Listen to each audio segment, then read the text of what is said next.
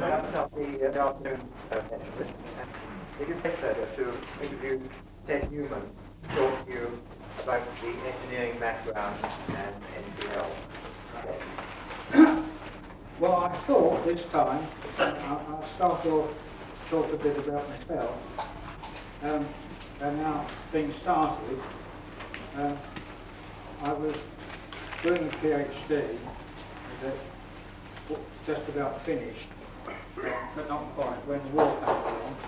And when the war comes along, they tell you to go to certain places. And I went to a small firm that dealt with communication receiver with radar noise. And after that, I got recruited by Blue Line, AD Blue Line, and after I'd been taught with it a bit, it sort of took me to task and taught me all the stuff I had to do, and that was a very useful thing to do. During the war, I was making quite a lot of really complicated radar equipment, things like H2S and various other special bits of equipment, and these all required very, very fast circuitry. And so the time came when Dr. Thomas was having a certain amount of trouble because he didn't have any people that were really expert in fast circuitry. And in 1947, in September, Thomas recruited me to have a go. And David Clayton, who worked for me on and off, I recruited also. So that's how we got going on that. Now, I wanted to, first of all, say a bit about how the business started up, because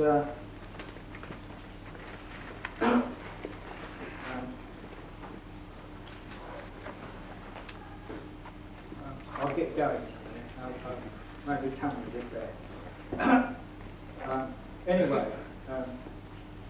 Dr. Smith Rose, well, the team, first of all, had been, children had been doing a lot of work on various computer stuff, and there were various ways in which people were thinking of making of it. But in the end, somebody had to make the machine. So Dr. Smith Rose, who was superintendent at that time of, well, he was superintendent of radio division, it so happened that for a very short time he was acting director just for a little while. And as acting director, Smith Rose said, well, NPL must make this machine. And so he set up a team to do this.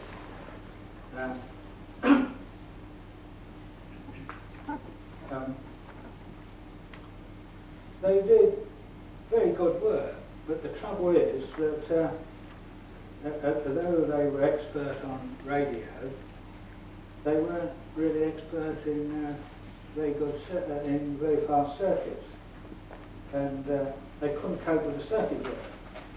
Nevertheless, one of the things I want to say about this is that Dr. Thomas, who was given this group of 12 people, really did excellent work. There's a lot of people that have been spoken about in various books, saying that Thomas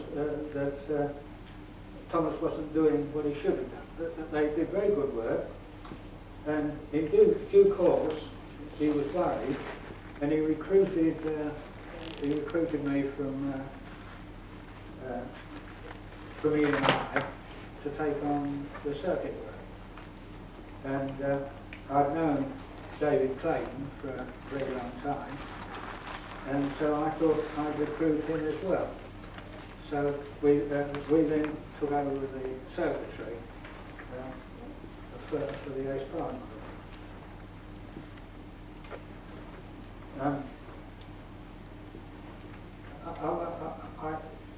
you know, want to say a bit really about Thomas.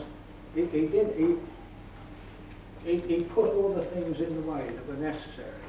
When I got there, he'd made a very good laboratory. He got hold of lots and lots of valves of the kinds that might well be useful, and in fact they were useful. And getting valves in those days was no easy matter. You know, it wasn't a thing of just getting them. It was difficult to get them. And Thomas arranged to get sort of everything that was needed. And the other thing is you do need quite a lot of test equipment. And Thomas rather had got all the necessary equipment done. And really, I thought he made a very impressive place to work in. So I want to say that because, you know, a lot of people have derided him a great deal, and I don't think it was fair. Well, having said that, a few things of the overview I do. One of the things I want to talk about is why Turing designed the sort of machine that he did. It so happened that by accident, I got to know Turing early on, because by the time I came in 1947, he was still working for NPL, but he wasn't very often there. But one of the things that had been arranged was for Dollis Hill to make delay lines. The time I got there, that contract had been broken. But Turing was quite interested in looking at looking at those delay lines, and he turned up a couple of times just after I'd been there, and I found out he was a marathon runner and I was a marathon runner, and so we went quite early on to go to Dollis Hill to look at the delay lines. And while we were doing that, we had to chat about this and that. So just for those 2 runs, which after all takes quite a long time to run a long way to Dollis Hill and back, I learned quite a lot of what he believed was the right thing to do. I mention that because there's a lot of people that have said about what Turing wanted to do and what he didn't want to do, and I think that little bit of chat was quite useful. I might say that the really useful stuff really was where David Clayton came over and looked at all the delay lines, but it was a thing from Turing that I thought was quite interesting.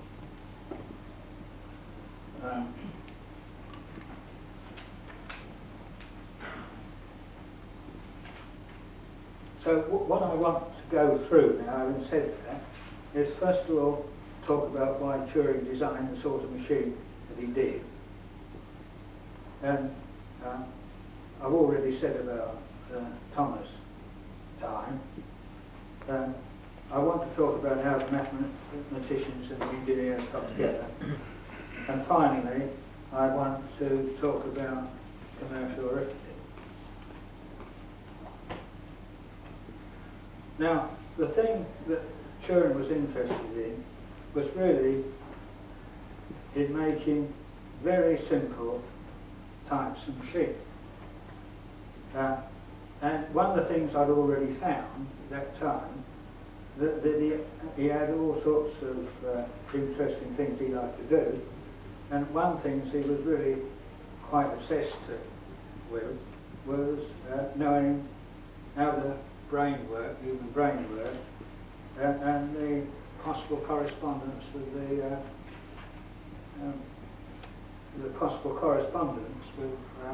what he was doing on computers. See how the time's going. Now the thing was, of course, he knew perfectly well what the job was he had to do, and the job which he had to do was to also manufacture a machine, or design a machine, that would do the very complicated sort of mathematics that had to be done in the mathematics division of NPL. So he knew that's what he had to do, but he was still really interested in this other side. And in particular, one of the reasons he thought the computer would be very simple was if you make it very simple, and if at the same time you make everything possible that could be done, you can do a lot of stuff in writing programs that modify programs. By that I don't mean really the simple sort of modification of programs, but rather the sort of thing that he was interested in the same way as people think. That you get a program in your head and somehow or other you modify the program in your head, having different ideas. And that sort of thing is possible, and it could be done. It hasn't been done yet. But I've no doubt even that Turing machine in principle, if one could find out the best way to program it, would have done what he wanted. But anyway, the thing that really mattered was it was a simple machine. It didn't have a great many functions involved with it. It was pretty well the minimum number of functions. And as I say, it was a pretty simple machine. Now what I think that I'm making a bit of a mess of this, but never mind. Bear with me. One of the things I think would be a good idea to look at, and do a little bit more on what's already been said, was something about the nature of this simple machine. And the machine that Smith-Rose was told to make was in fact the machine that Dr. Turing was given to be made. That particular machine is a good bit more simple than the one that was in the end made. I still think he was right in it being a very simple machine, but it didn't quite turn out to be quite as simple as all that. Anyway, but I thought the easiest way to try and that's the wrong thing. The easiest way I tried what I do with this, and this is the Thomas machine with a lot of bits missing. Or at least the Turing, I call it the Thomas machine, which was the Turing machine which was actually given. And what you can think about this, really, is that you've got a couple of switches, in fact 32-way switches, so that you can, by using, there's a gate at the top that enables you to go around from a source to a destination. So, possibility there were 32 different sources and destinations. In fact, they didn't use that many. And in principle, what was happening was from information from one line to be taken round into another line.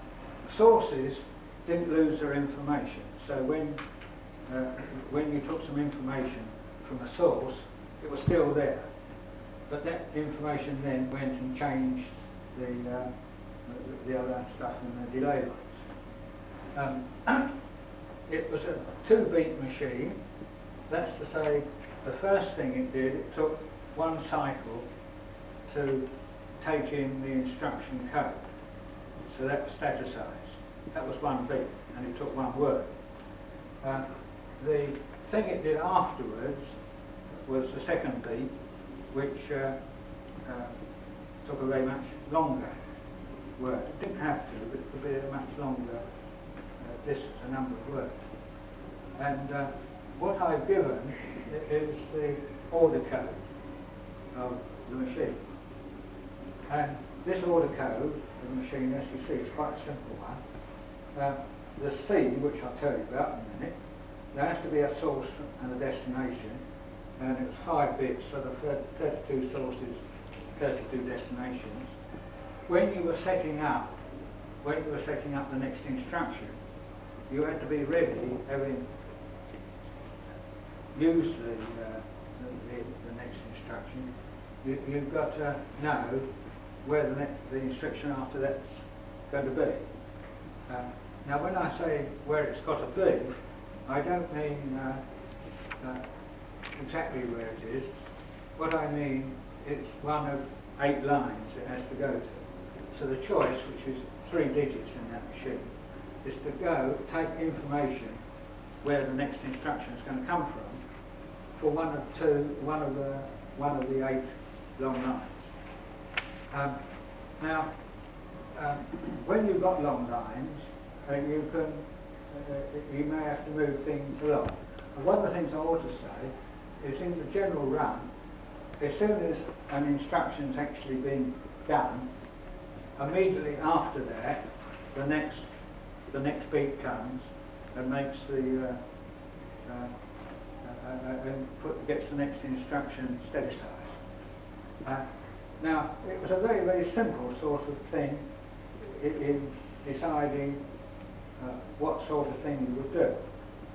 And there were 2 things. If C was in the position number 1, then under those circumstances, the gate, I think it's G, it's the first gate anyway, G2 it must be, yes, if I can see it right. And then that gate is the gate for one word that's in the steady size instruction. And then the next thing that happens is that the next gate, which is the one that goes from one source to one destination, goes on for a given number of cycles. So for instance, if t equals 4, t can go up to 64 in that business. And it's a bit funny to think how you can do 64 different cycles at one time, but Turing thought it was useful, and I think it was. So I've given it as where t was 4, so you see the gate is shut in 4 places. And if that was sent to a delay line from the last place it came to, if that was put to a delay line, it would put 4 places into the long delay line. If, on the other hand, you did something that was just one small delay line that was carrying information, you could do that. Also, of course, if you're going to if you're going to an adder, for instance, or something like that, then the fact that you've got 4 times that goes in, you automatically get 4 times the number. Now that's if C1 is on. If C2's on, C0's on, it does quite a different thing. Because again, you get the first gate that lets the instruction go, and then it does nothing at all for the next 4 cycles. It just goes on and do nothing. But then the next one, it lets in just one size word, and then immediately after that, always the next instruction comes. I don't know if I'll put that over, but I'm hoping I'm trying to do that. Now, there was one other thing that existed then, which still exists now, but it's got a different name. In that particular cane, it was called Trigger 96, and I'm not sure why it was called Trigger 96. But you could send information to Trigger 96. That was one of the destinations.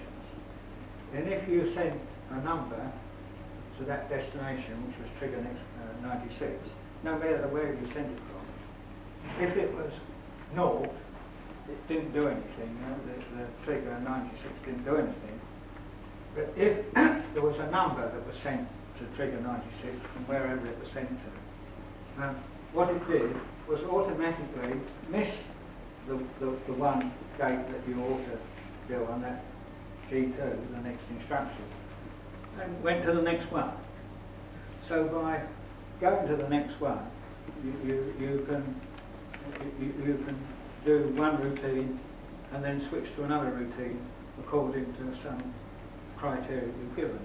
And since the criteria come from any one of those 32 sources, there's a lot of criteria.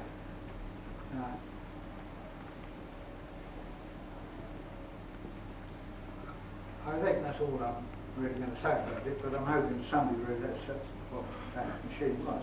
I might say the actual machine that was developed much afterwards was a good bit more complicated. Let's see how many times getting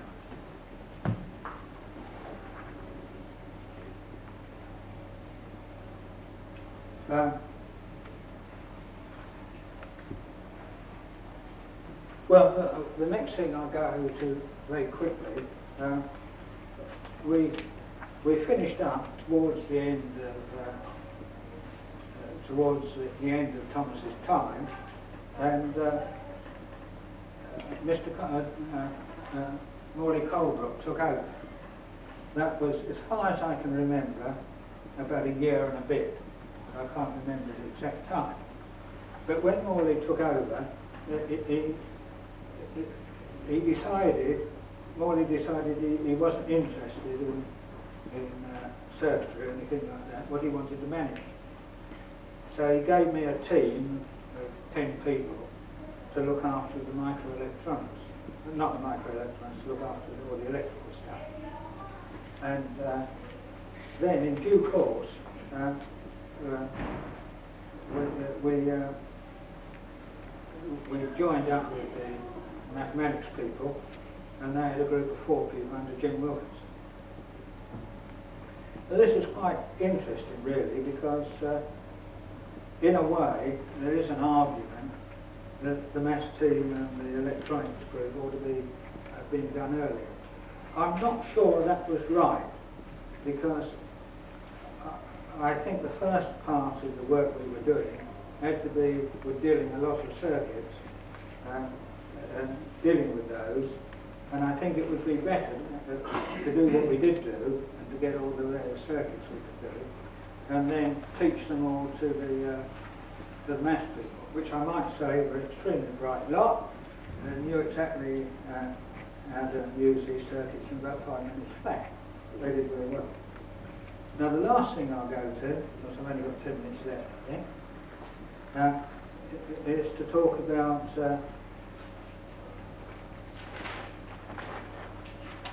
office arithmetic. Now, in a certain way, I think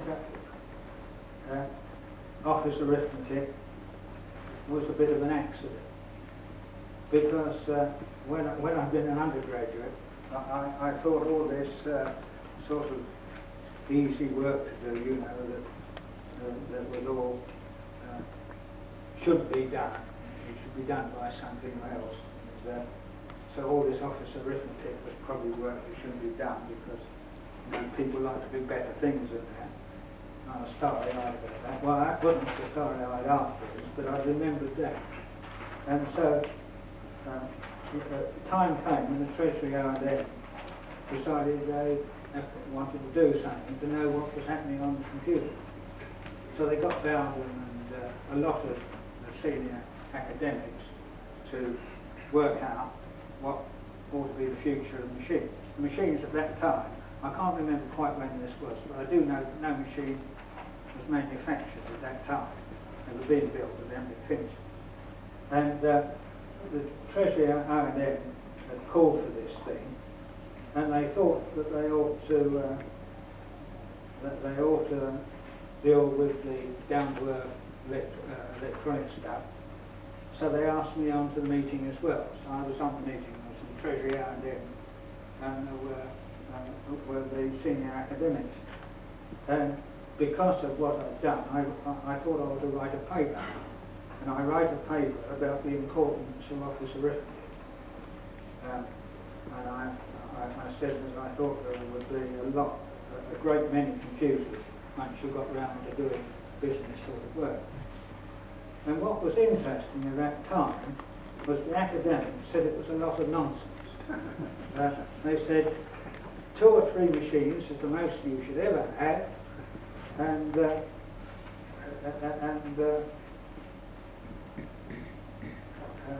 that's always needed an officer arithmetic. That's absolutely stupid.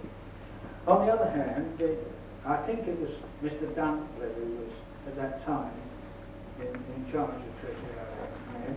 He disagreed, and over a number of years, I got brought over to various places, the national insurance people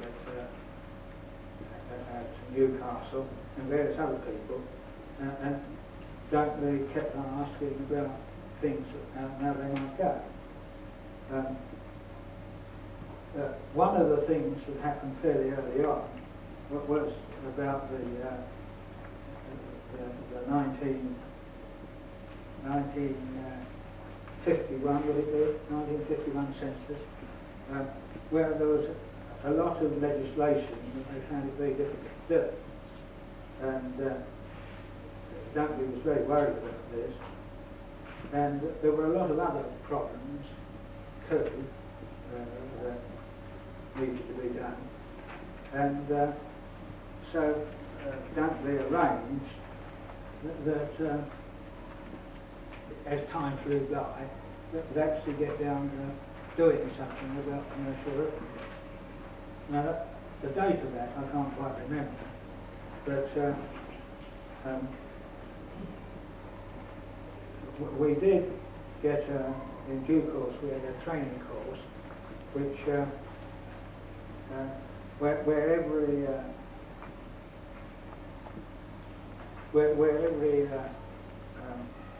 one of the departments had an executive officer come over and learn to program the ACE machine.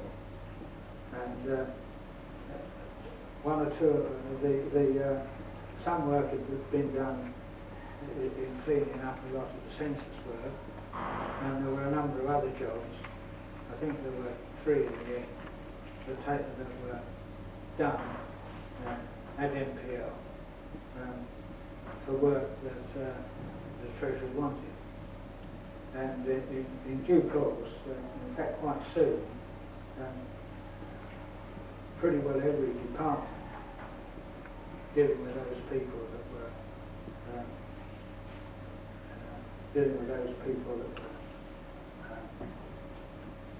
dealing with all this stuff in the various departments, they started setting up groups themselves to office arithmetic. So I think something to a very considerable degree, I'm suggesting, that the ACE Parliament went a long way towards getting office arithmetic really done. I think that's about my time, is it?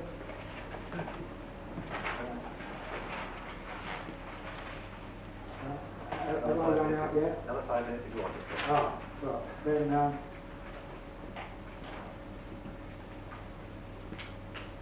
I think I'd like really to go back a bit. I've been racing this too much. I'd like to go back a little bit really about Turing's way of doing things, because I do think the way of making it very simple was very important. And although we had this way of having, the extra gate put in, you could work without using an extra gate at all. It was quite possible, using the system that we've got, to modify any program you wanted without having that facility. And in fact, it was much more general, much more powerful.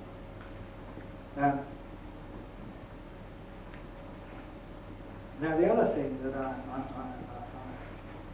I'd like to say quite a lot about in a way, but I won't say much about it. In a way, the ACE was a parallel machine, because I mentioned, and not many people have been mentioned, the multiplier, but the multiplier was arranged so it was absolutely synchronous, so it could fit in all right. But it was also arranged that all the normal programming, all the normal work that was being done, could still be being done when the multiplier was there. Of course, there's some difficult problems about the timing to get it right in that, but nevertheless that was so. And when we went round to the drum, we were doing the same sort of thing because it was still synchronised, and all the drum would get all its stuff ready in a suitable place while all the other work could be done. So really it was a parallel machine in a certain sense, and I think that was important. I don't think any of the other machines could come with that parallel software. And I think that's about it. But there's one thing I thought I'd say, Cherry, when John was talking about this resolution stuff. And the thing about it, in the paper I had, it turned out that the most simple thing that we said was not doable was a very complicated, infinite, complex matrix. So I do feel that nobody really needs to worry about that. You know, the fact that not all things can be computed, that's really nice. Thank you very much indeed. And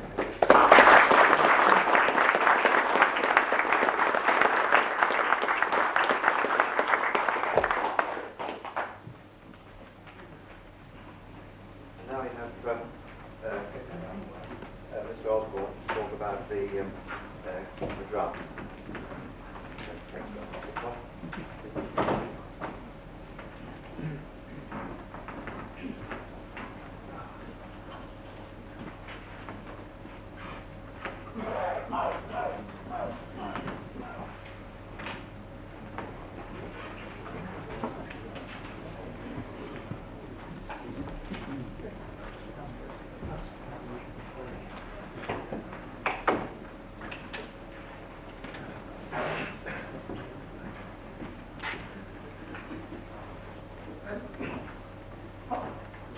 I joined the ACE team in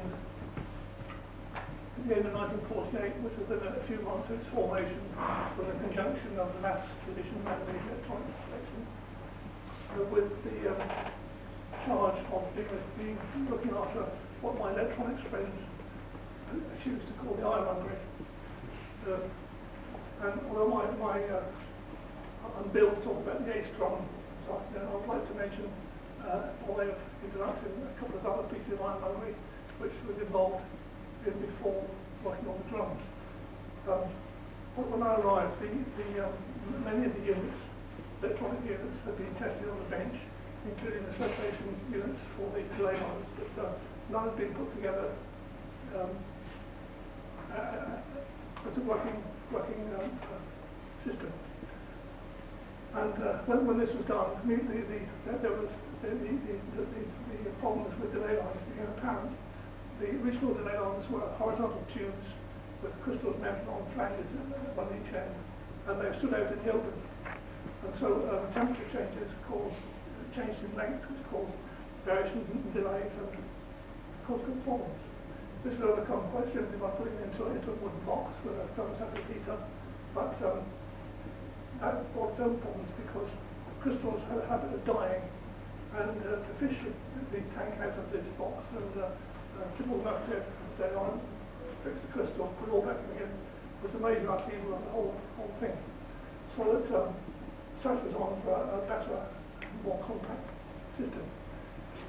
One or two ideas were tried, one of which was a square box, thin square box on its edge, filled with mercury, with the heads sticking out on horns at the top, and so that they were really accessible for changing crystals, and mirrors around the inside wall of the box to give multiple reflections. In fact, there were 12 sockets of this thing before the very line.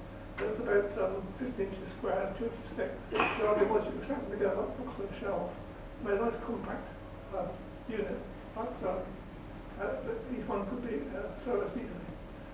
This had its own problems, and other solutions were proposed, and one, the eventual winner was the one which we mentioned this morning, with a men's system due to Donald Davis. The crystal heads are in this unit, and they can be adjusted for length by this adjustment, and there are two adjustments to give you rotations into two planes for lining up crystals.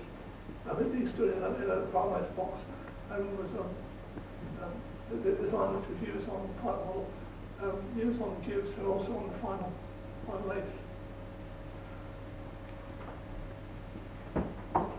The other piece of our run, of course, was the construction of the ACE pipe model itself, put all the units together in a sanitary sort of fashion. With all these problems with American delay lines, we became a bit disenchanted with the idea of building 1,024 for the final ACE. So we thought to turn to other recording medium. Again, after one or two other exotic ideas, made a recording was the winner. Then we had to think, we got endless loops of tapes. Do you want discs? Do you want drum? And the drum won that battle. If we were to make a drum which was truly a replacement for 1,024 delay lines, it would have 1,024 tracks and one revolution per millisecond. So that's 60,000 RPM and 1,024 reading heads and 1,024 writing heads, which seemed a fearsome thing to embark upon. The eventual solution was to decide to have a smaller drum and arrange for synchronization with the machine such that any made other drums could be added as needed to build up whatever size the machine was wanted.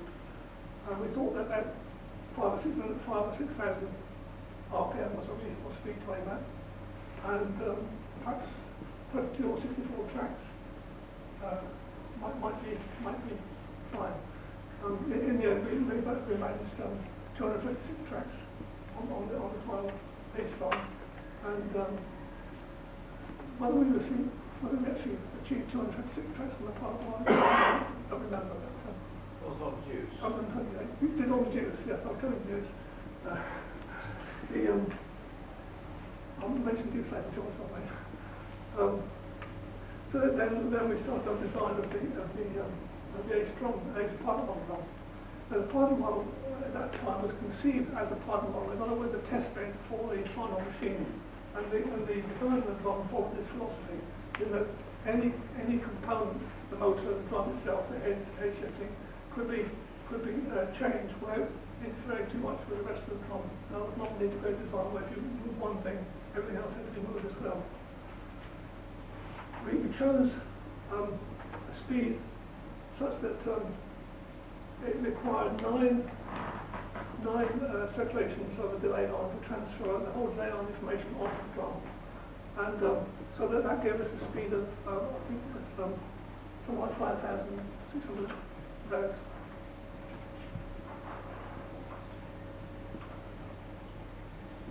Something along those lines. 9 milliseconds. 9 milliseconds, no, I can't do it, doesn't give a head, but I'm running down there, I can't 666 revolutions a minute, is it? Sorry? 6666 revolutions a minute. Here we are. Yes, it was 6,500. 6,510. Yes, it was 9 milliseconds per revolution. 6666. 24 bits. Being engineer, I'll still use a slide for you, see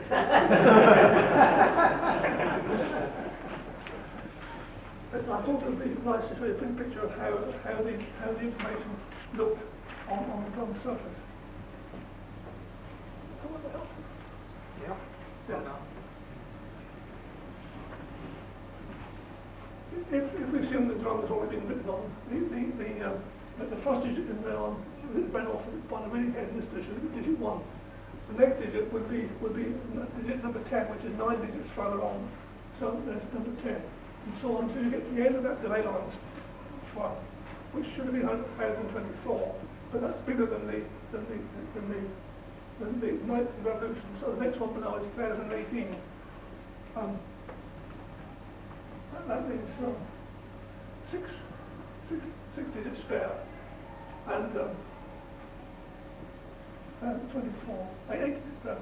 And so the next digit to appear on there would be digit 3, which is 9, not 9 will on again from that. And similarly, the end of this one, digit 5 will appear, and digit 7, 9, 2, 4, 6, 8, and eventually the whole row would appear, would be filled, would be read off. Now, one of the problems with the magnetics was, how do you make a reading and writing head occupy the same space on the drum? You could do it by switching on the same head. This, when you bear in mind the enormous difference in the reading and the writing current, they did some nasty problems. And it was overcome by putting the writing head here in this position, digit 2, and delaying the write command signal by one digit, 1 microsecond, so that you started writing with digit 2. And eventually, by going around 9 times, you would write digit 1. And that was the way, that was the format of the drum. Going back to the ironmongery, the drive, the drum had to run in synchronism with the machine, with the computer, so that any additional drums could be added on and still run in synchronism. It would have been easier in some ways to make the machine synchronized to the drum, but this was not an option. So the motor had to be a synchronous motor, and had a good strong synchronizing torque. Looking through the literature, we discovered a thing called a hysteresis motor, which is a delightfully simple device. The stator is a conventional three-phase sine distributed winding, but the rotor is nothing more than just a cylinder of permanent magnet, aluminium nickel cobalt magnet. It runs up as in a way similar to an induction motor, but as it gets to synchronous speed, the flux from the rotating field builds up a permanent second pole, as it were, in the magnet, and so it's a very strong link between the two, and it's a very strong torque.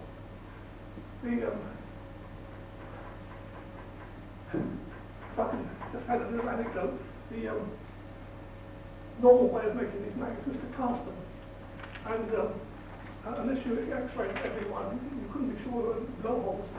And I can remember the first one just shattered at around speed, and caused a bit of havoc with the inside of the stator. But we managed to get some forged, and these were very successful. The motor was hung on the bottom of the drum itself, so that the motor could be changed on the same philosophy as I mentioned earlier.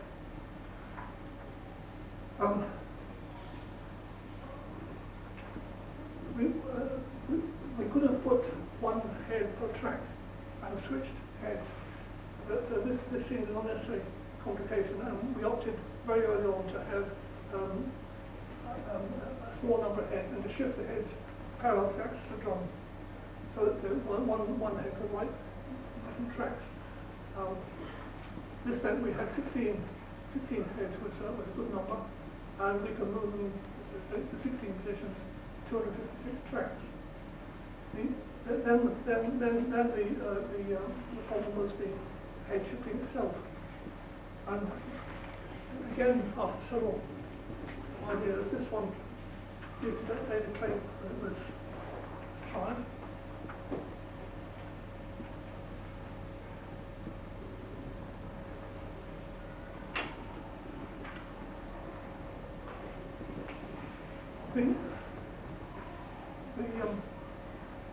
That's the output to the head, and these are three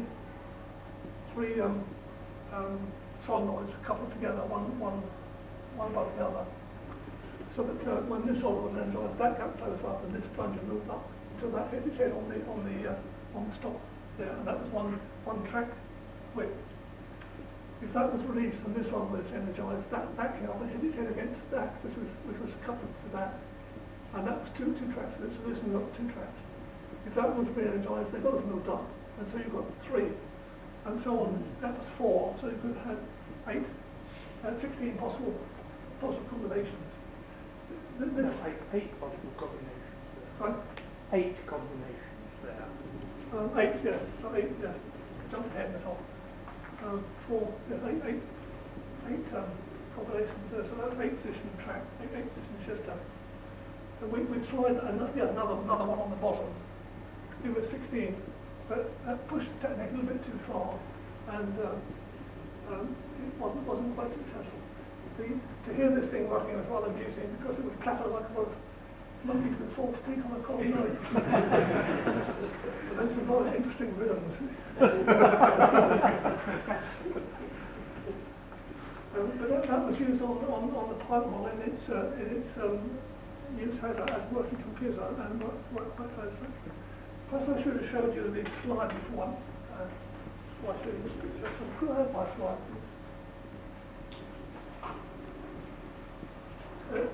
90 degrees round. But that's the top.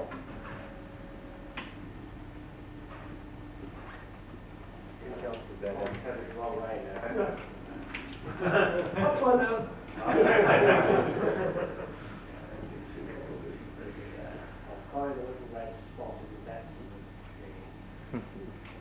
That's it.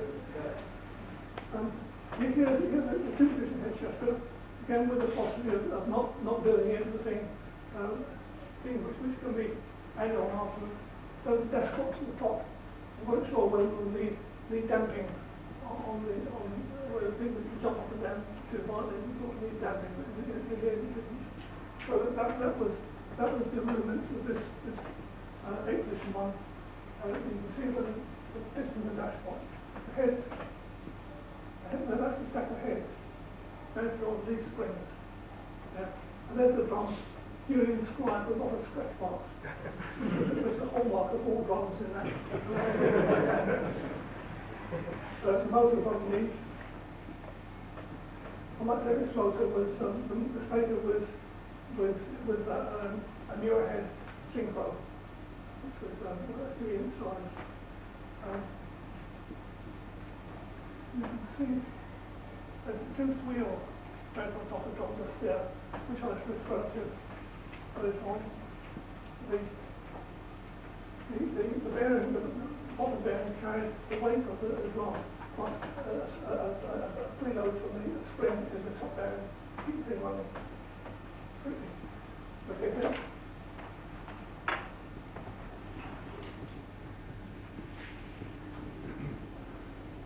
I mentioned these 4 drums. This was a problem.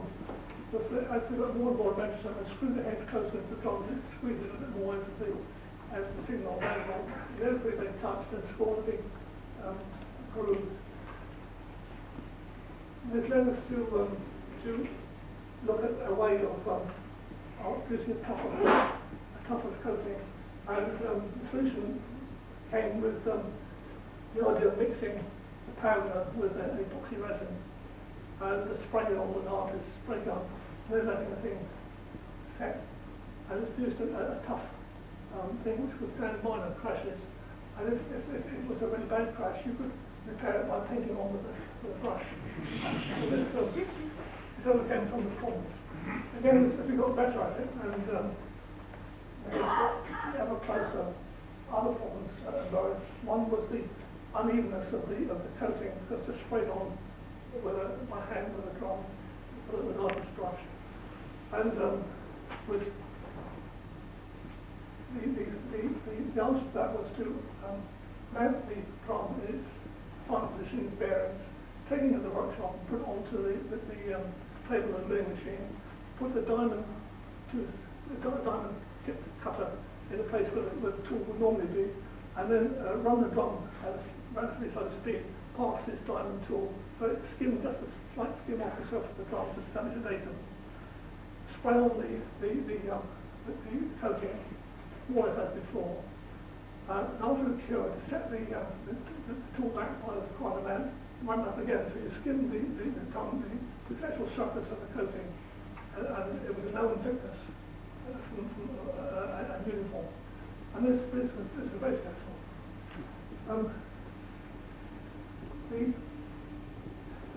As always, you cure one problem to expose another. And the bearings which we were using were commercial bearings that were commonly available. But the run out of these bearings was near the same order as the gap which we were considering ahead. So, fortunately, we found a firm that was run up during the war by a technique for reworking commercial bearings to higher tolerance and for gyroscope work. And they provided us with some doctor bearings, which we used with great success. And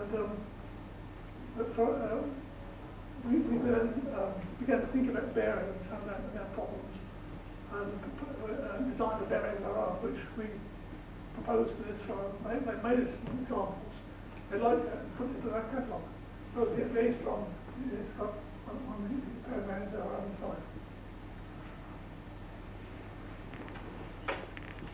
There's another head shifter which I'd like to show you.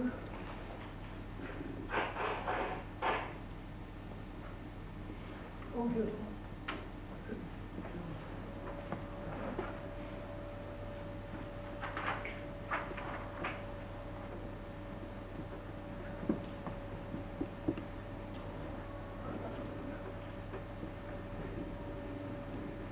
It's really a moving column of the solenoids.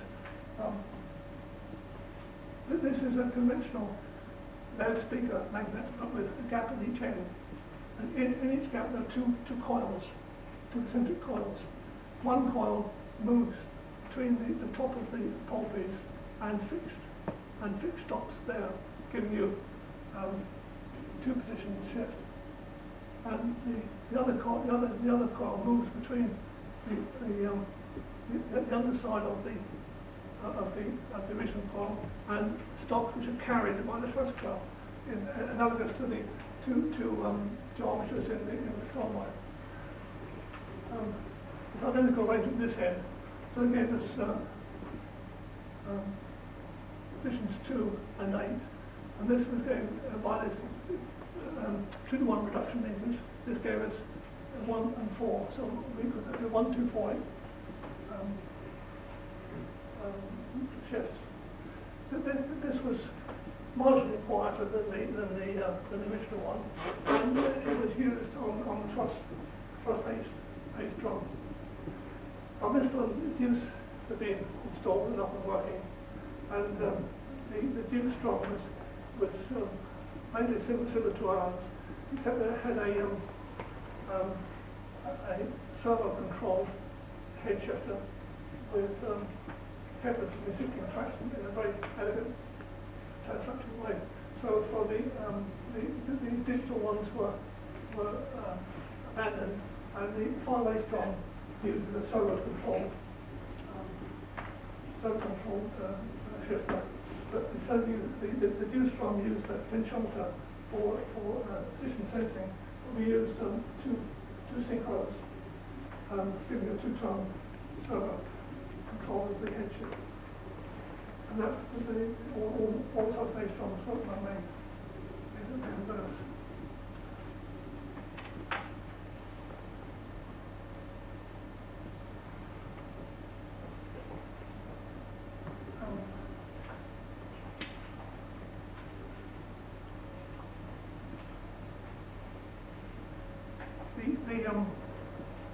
In conclusion, I could say that the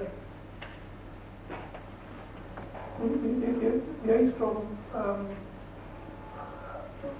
was running at a much higher speed. In fact, it was 12,000 RPM, which enabled us, and bear in mind the 1526 digits in a delay line one and 1024 on the next. Enables us to run with a five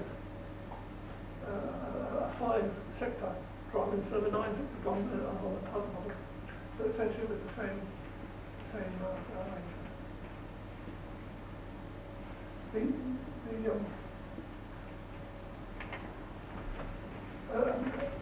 On the one model we had separate head shifters for reading and writing, but the logic indicated that this wasn't necessary, and we could move reading and writing heads one shifter without that loss of operating time.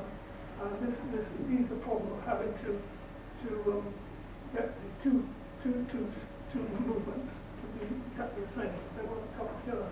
And on the ACE drum, they were coupled by these steel plates, which move the heads up and down. One of the problems that I mentioned was the scraping of the drum, because we had no real way of knowing how far the heads were away from the drum surface. It was on the order of 4/10 of a thou, which is not difficult to adjust accurately. Friends in the workshop who knew about small measurements used to provide us with packets of cigarette paper to use the feeler gauges, which is a tool maker's traditional way of setting these things up. But on the final drum, we had an air gauging system where a jet at the top and bottom of the stack, and the air gauging system is rather like a pneumatic analog or Whitson bridge. You compare the gap of the orifice gap between the drum and the heads with the pressures across the fixed orifice, and by calibrating the manometer with the micrometer beforehand, you can know roughly fairly precisely where you are, and we were able to set things up quite easily to the order of 4/10 of a thou, and without actually touching the drum. So that made it a much easier problem. In the end, we had 4 drums running synchronously with the machine. I forgot to mention the toothed wheel.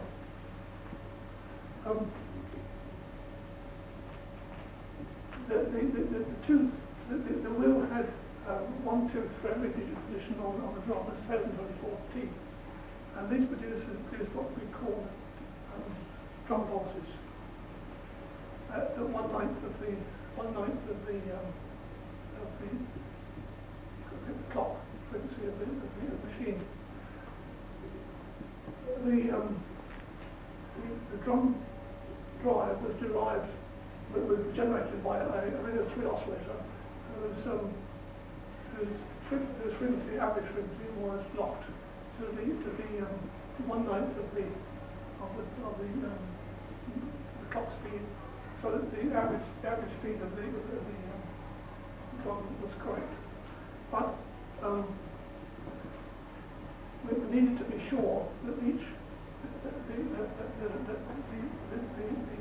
position of each individual digit on the drum was known, and this was done by comparing the phase of the signal which derived from this toothed wheel with the counted down signals from the clock, and injecting a phase advance or phase retard signal into the drive amplifier this way, so that each digit was monitored and corrected in that way. The drum pulses were also used elsewhere in the logic and transfer of information to and from the dedicated delay line, but that's not part of the drums. Thank you very much.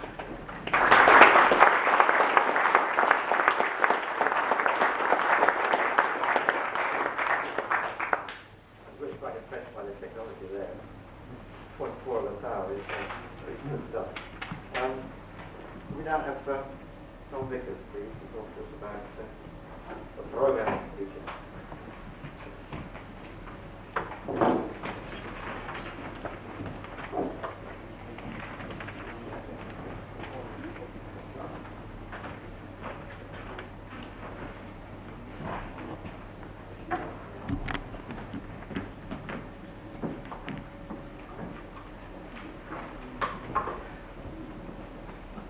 Well, I'd like to talk mainly on the uses that were made of the machine. I promise not to put a circuit diagram up on the screen. In fact, I promise not even to use the screen, so I'll switch this off. I came to this business because of the war. I was directed into ballistic research in Mass out in Cambridge in 1941, where I found two of my colleagues were Jim Wilkinson and Charles Goodwin. Later, Jim and I moved to Fort Halstead. Goodwin went another route via the computing service, but we then joined up again in 1946. And Walmsley told me that my job was to exploit commercial computing equipment, find out what was available, get it if we could, and use it. So we were looking at desk calculators, we were familiar with Brunswickers and the like. We were looking at accounting machines, national accounting machines. And so it was, perhaps before I go, I just comment on my handout, because now's a good time in the afternoon to rest your eyes if they get tired. So in the handout, I have listed in chronological order some of the key things which happened on the ACE DEUCE full-scale ACE machines from 1950 to 1960. And it will fill in some of the dates that Kevin wasn't sure about. The committee first reported on the desire of clerical mechanization in 1952. So our own report says, I guess you wrote down the report, so it's probably right. Also, you may find at the end a very useful bibliography. The paper by Martin Campbell Kelly in the Annals of District Computing gives an excellent account of programming ACE, the day in the life of the programmer, that's some comparative speeds. But in addition, he has got at the back a very extensive bibliography. And so I haven't added anything much more. But I thought it was useful to include two papers by Jim Wilkinson. One was the assessment of optimum coding, which he wrote in the Procedure of Royal Society, so a fairly learned paper. And one more recent, which he presented at a conference on the history of computing, and covers very much the material that Don spoke about this morning, the politics of setting up sections of NPL, the different versions of machines we had. And the book itself is well worth reading because Jim's essay is simply one in many covering the whole history of computing. The next reference, Early Scientific Computing in Britain by Mary Crooken, she covers computing as it was before we had computers and has a lot of interesting information on how masters and NPL was set up. Information that I hadn't actually seen while I was working there. And finally, a book by Lord Bowden, Faster Than Thought, which came in 1953, which gave the state of the art in 1953. The articles which he himself wrote are 50 years.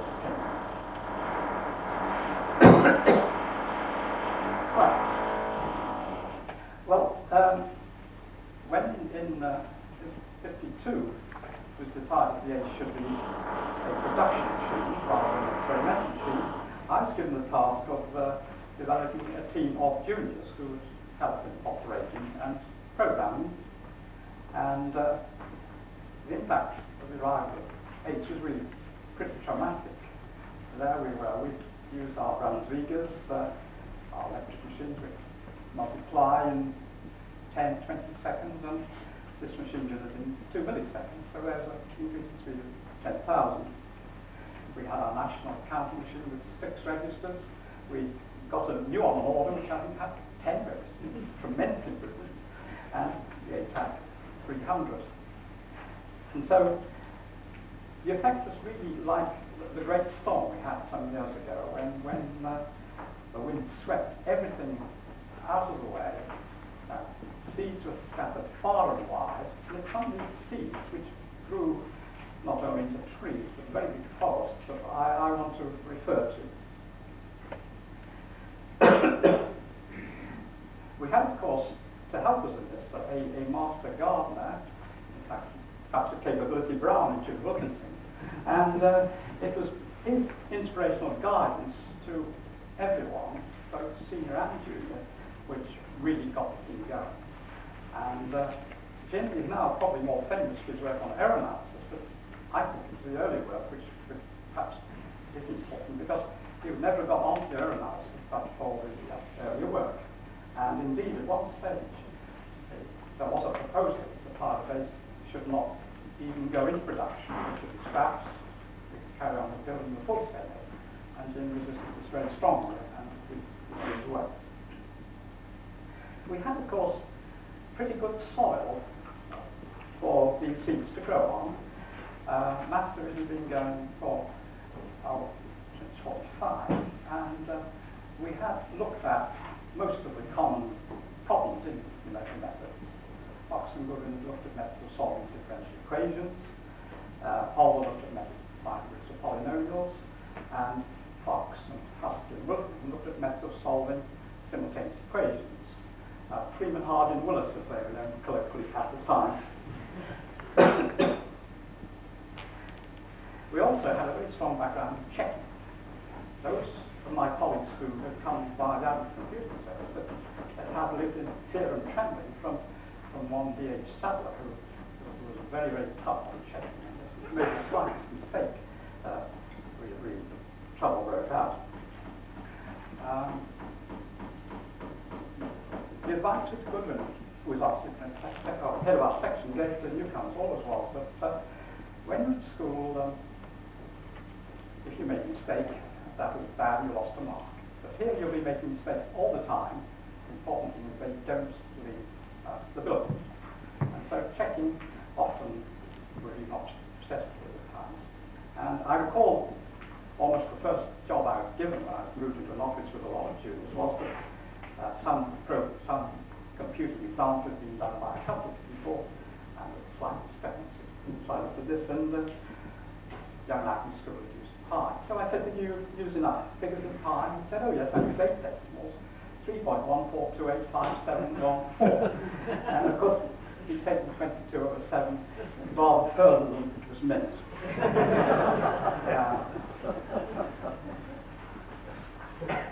Well, I think ACE also has some particularly useful features as well to help us to make it do jobs.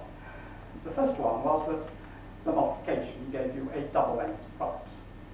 And this is what we're used to on Brunswickers.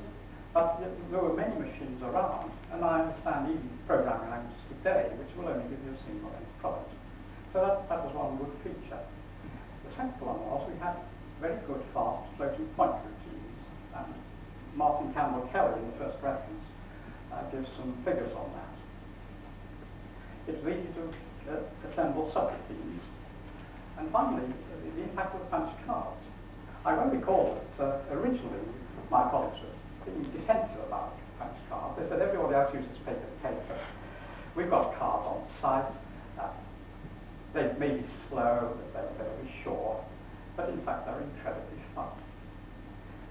Partly because of the binary representation and the work we do between the rows, and the ease of assembly of large programs. Certainly they are much more reliable than some of the paper tape on that was offered by some of our competitors. One of our neighbours who had a machine which was a rival to the DEUCE, he found that with paper tape they normally read the programs in twice to make sure they copied it.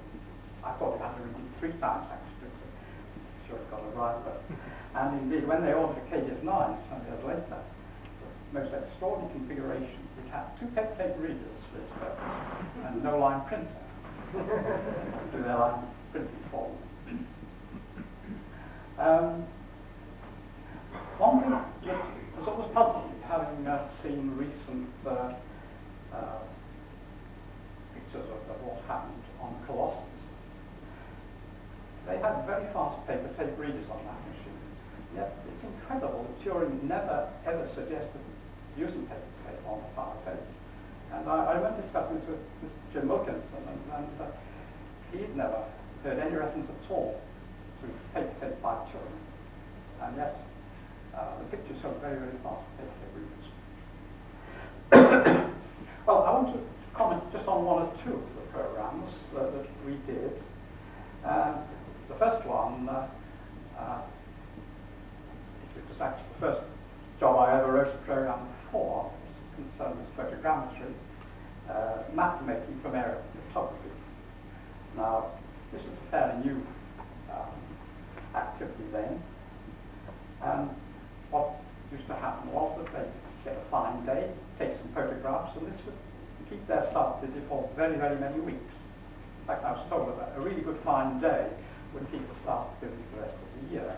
It took about one day to analyse each photograph. Now, some of this was capturing the data from the photograph, say an hour, and maybe 5 or 6 hours to do the science. But when we put it on the machine, the calculations took a minute.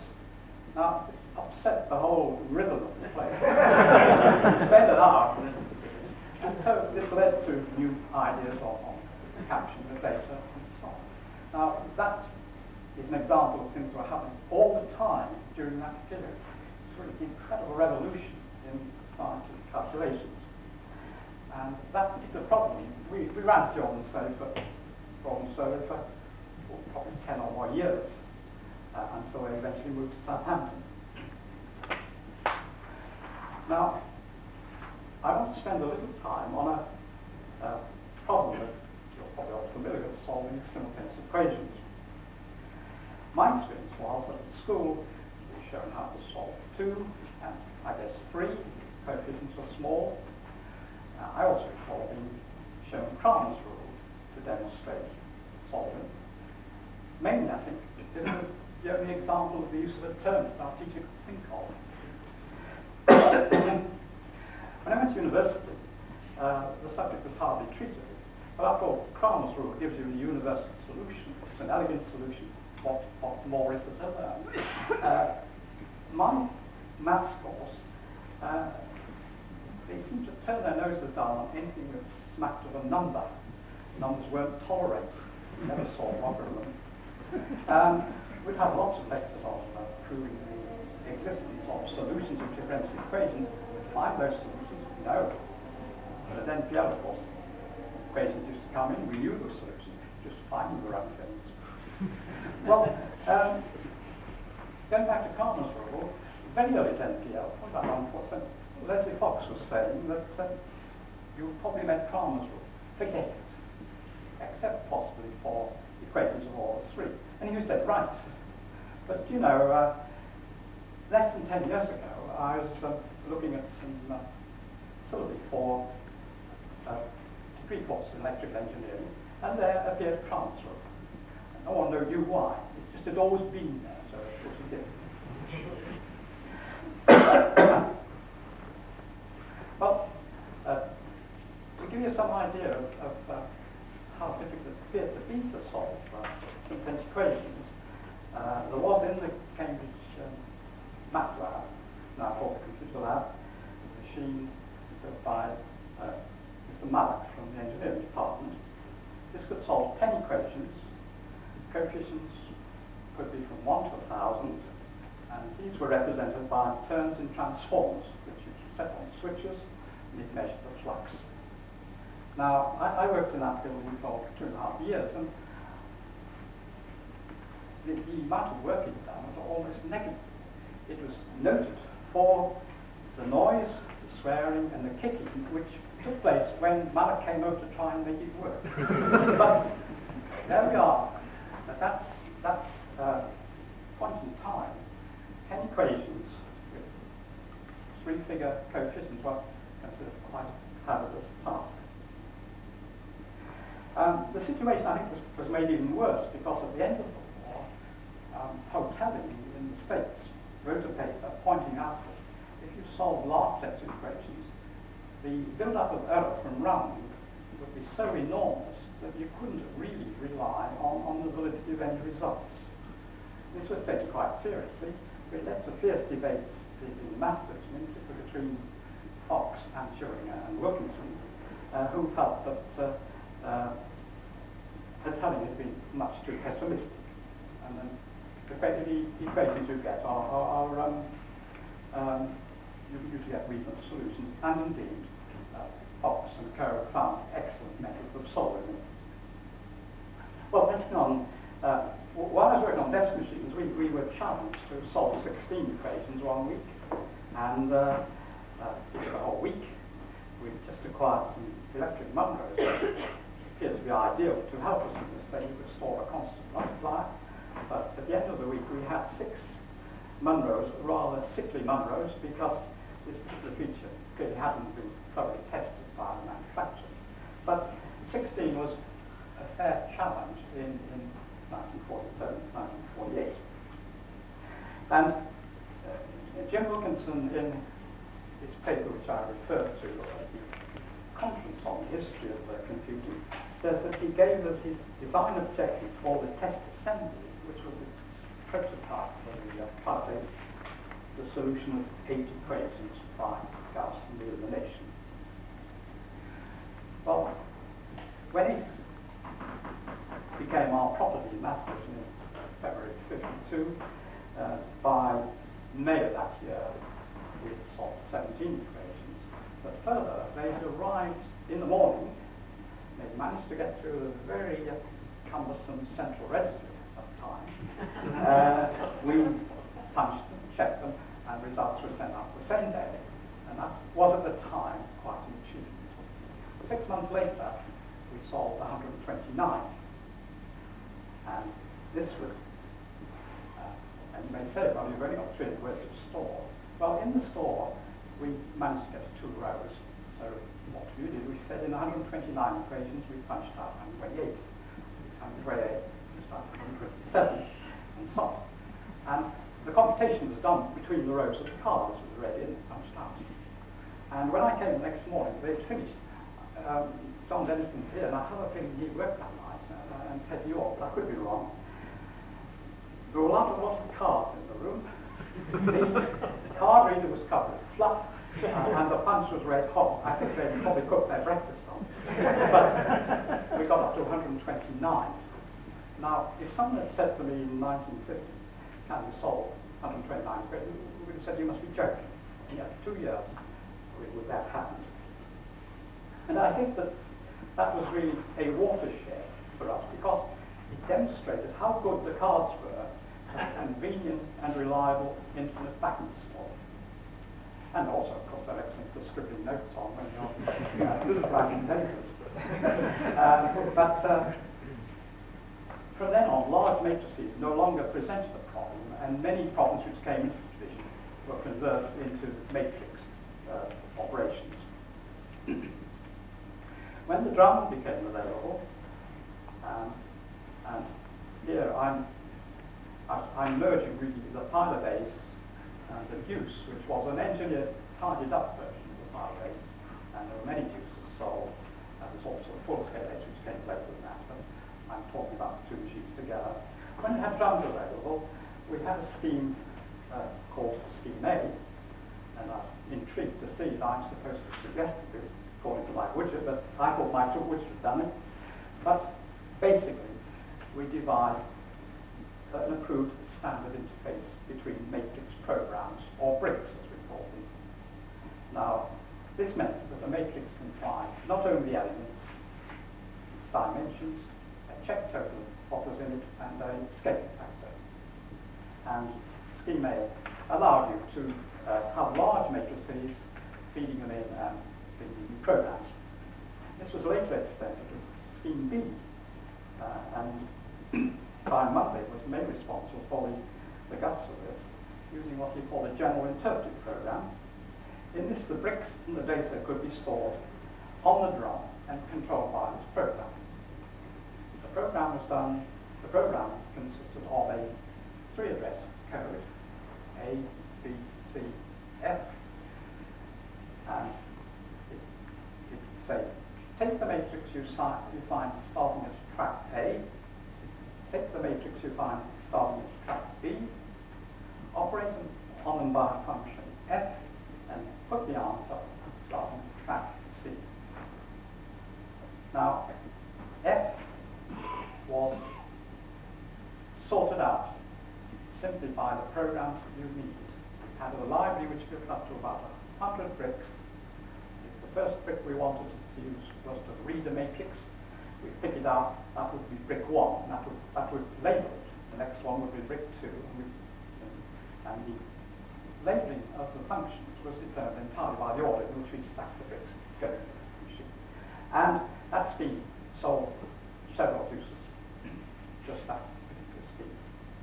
There were rival programs around at the time, certainly on the Manchester machines, and I don't think they worked quite so well.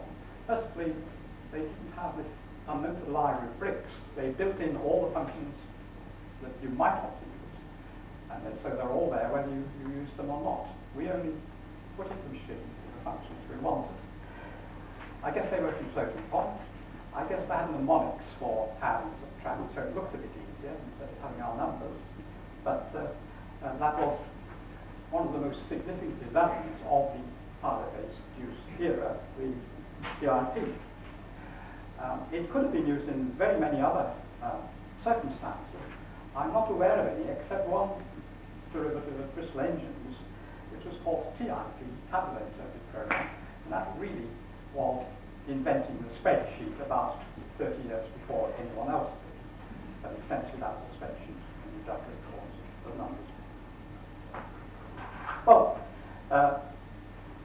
there were, by this time, when we had this program, a lot of programs coming from the aircraft industry. In those days, we had a lot of aircraft firms. Because Hawkers, we had them. I suppose we had a lot of firms of all sorts in those days. But there were about a dozen firms. And they were all essentially doing the same kind of work, but they tended to submit them in slightly different versions.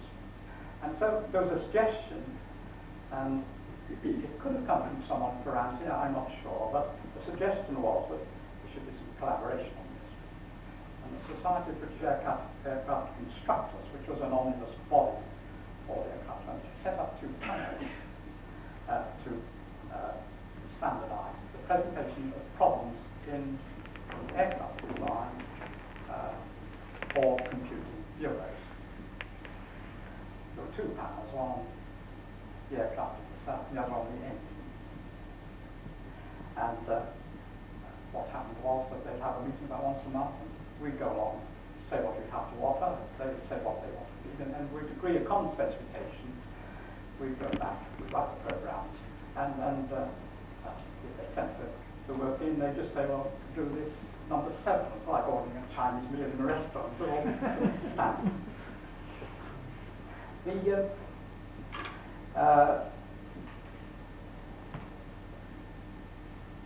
The other area which developed very fast was finding latent roots or eigenvalues, and it was possible to transform many problems into this, and we became expert in this. It was claimed at one stage that we had the most comprehensive library in the world, and it was not unknown for someone from America who's come to Europe, maybe come to NPL or just popping into NPL, to bring a matrix, say, can you find the eigenvalues, and Jim would say, can you do this before tonight? And we'd do it, and it presents in dollars. Well, this posed all sorts of problems, because NPL admin wasn't used to people bringing dollars like that. It's going to get foreign signatures, and ask for handling dollars. Well, we'd have saved a lot of trouble if we just put them in our pockets. But the iterative methods for eigenvalues led. We used the scope to see how things were changing, and this is really, I think, what triggered off Jim's interest in error analysis. which of course became a very big subject. I was reading just last week in the bulletin of the IMA, someone saying, what is a numerical analysis? Apparently in the States, everybody thinks it's her analysis, it's Jim Wilkinson's work. They don't think it was a broader subject. But just to complete this section on linear algebra, we also started work on optimization, and our work in these three areas, simultaneous equations, eigenvalue optimization, were really the major contribution to the starting of the NAG library, which anyone who's in scientific computing days will, I'm sure, be familiar with. But I can only deal very briefly with some of the other things. How much time left? 5 minutes. Okay. I referred to this to the Duke of Edinburgh, and the thing we did for him was we thought we'd better work out his date of birth. We weren't really sure whether we got it right, because he wasn't really sure when he was born, because in Greek I think things were rather different. However, this program was demonstrated through hundreds of visitors and school children. They always found it great fun to find out when their teacher was born, and I'm sure the teachers regretted that, bringing the children to NPL after that. We used to calculate E and pi to 200 or 300 places. Not I might add simply by dividing 22 by 7. Pi by 4 was 4 times the angle whose tan is the fifth, minus the angle whose tan is 1/239. I was very pleased that I remember this formula last week. I wasn't sure it's 239 or 237. I was able to prove the formula. The next problem I'd like to refer to is on traffic simulation. This was something John Davis did very early on, probably in 1952, and we simulated traffic with bits for cars and zeros for gaps, and one could see the traffic flowing in the scope. One line would start, another would stop. A lot of work was done on this, and it started off the use of simulation as a technique in OR. This was done at the Road Research Laboratory. The first problem that was thought of to demonstrate the test in 1950 was ray tracing. And surprisingly, we had hardly any business at all from that, other than by Gordon Black, who many of you may remember was at NCC in Eunice, when he was a research student next door. I don't know whether firms were worried about secrecy of their methods, or there's really no design in the UK. But a similar problem, problems of crystallography, when we did those, everyone in the country, a very close-knit group of research people, all were able to use the program very effectively. Now, I think we should just say about the interaction of our director, Eddie Bullard. He was very keen to see the flat base in action, and the first demonstration program, when I think they just managed to get a program in one delay line working for about 5 minutes if the power supply was right and the temperature was right and so on. And he came over, and all it did was set in a value, we added it to the accumulator, and the accumulator was full, it put a light on.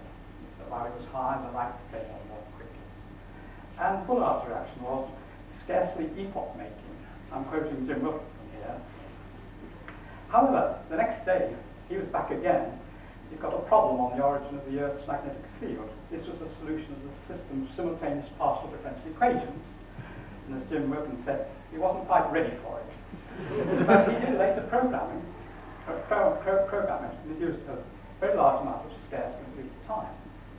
Don tells me just a few minutes ago that the theory was a bit wrong, and so we needn't have spent that time. The other job which came our way, and you may hear a little bit more of this later, because George Davis was involved, was getting the tax tables out for the revenue. Each year, after the budget, it was necessary to produce new PAY tax tables. This was a lengthy process, and generally took about 3 months. So this was started to do on the final base. And so in 1954, we're all set to do it. The girl came back to Inland Revenue with a sealed envelope, and at 5:30, she gets a phone call, the chancellor sat down, you can open the envelope. And the envelope says, no change. Well, that's no problem, but we had ordered sandwiches for the staff working. Who's going to pay for these sandwiches? You'd think the Inland Revenue had tons of money, but no, they merely collected it. They couldn't pay. The Treasury had ordered this, so go to the Treasury. Well, if they had a slush fund then, as they do now, we didn't hear about it, so they wouldn't pay. And in the end, I think the station office paid for it as well. However, next year, there was a change, and we completed everything by 11 o'clock that night. So the tables were all set up for. Finally, I want to talk about the data capture, which started coming towards the end of this phase on the pilot. It's more on the DEUCE. We're getting increasingly data from experiments inside the laboratory, growth through instrumentation. Instruments are very clumsy. Stuff was captured on paper tape. Barbara and Dennis Blake developed a standard interface so that the equipment and punches could just plug in. They developed the concept of a standard plug-in socket that we used to do in our house. And this eventually led to the NPL standard interface in JS 4.2.1. In the mid-70s, we had probably something like 20 different computers on site, different manufacturers, something like 50 different peripherals, and these were all plugged into each other by plug-in socket methods, and they were then plugged into the NPL network, which of course depended on packet switching, which also was an NPL product. Right, so in conclusion, what about this machine? Machine, people said, shouldn't have been built. It was too small. Because of the dramatic increase in speed, we could tackle much bigger problems. It generated a widespread growth in good numerical methods. Our book on modern computing methods has sold all over the world and it's been very widely used. There was a decline in the development of special purpose machines. Malak, I don't think, would be able to build his machine for solving 10 simultaneous equations. We saw a decline in use of our own very powerful differential analyzer. Outdated almost at the time we got it. The machine was thought to be primitive. It was certainly simple, it was fast. I think it was even elegant. And if one looks at the order code for the DEUCE, which was tidied up compared to Firebase, then I found it a very useful method of describing a computer. You had stores, which you transfer in now, functional sources, functional destinations. And above all, it was a fun machine. A very sobering thought. Do you think if someone had an idea about building a computer today, that anyone would get any money from anywhere to do it, or without it? They certainly wouldn't, not in government scientific research at any rate. Perhaps I should end with a small anecdote. Because of the small store originally, we had a very keen interest, even an obsession, with saving both space and time. Saving time, we're all experts at making use of this window of opportunity which arose between reading and punching rows of cards. But saving space, you could save one instruction, then sometimes this was quite helpful. Well, our original square root routine was done on a digit-by-digit basis, like we used to do at school. Of course, we didn't have an automatic divider, but when the divider arrived on the machines, the Newton iterative method became a contender, and I looked into this. And I found that other people tended to do too many divisions, because you had to iterate until there was no change. And I worked out with a suitable choice of starting value. I could use a fixed number of divisions, I think it was 3, and this would save me a quarter of the time. This involved a rather curious starting number, which was around 1.58. But it so happened that in my program I had an instruction which, when converted by, was about this size. So I thought, great, I'll use that. And I saved one location. this worked fine for many, many years. Until one day, when we were moving to later machines, I had a phone call from someone in Electric. I think it was by John Beasley, who was then preparing a subroutine library for the KDF9. He said, I'm very puzzled about this instruction. Does it really work, or is it a mistake? Now, I guess that was being stupid to do that, but there were many instances, of course, where you actually had to say, if I'd reduced the number of instructions from 70 to 60, then I could have got the 17.5 delay line, which would be most effective, just by simply reducing it from 53 to 52. Well, that's some of the things we did on the ACE. It was great days, I can tell you. Thanks for all.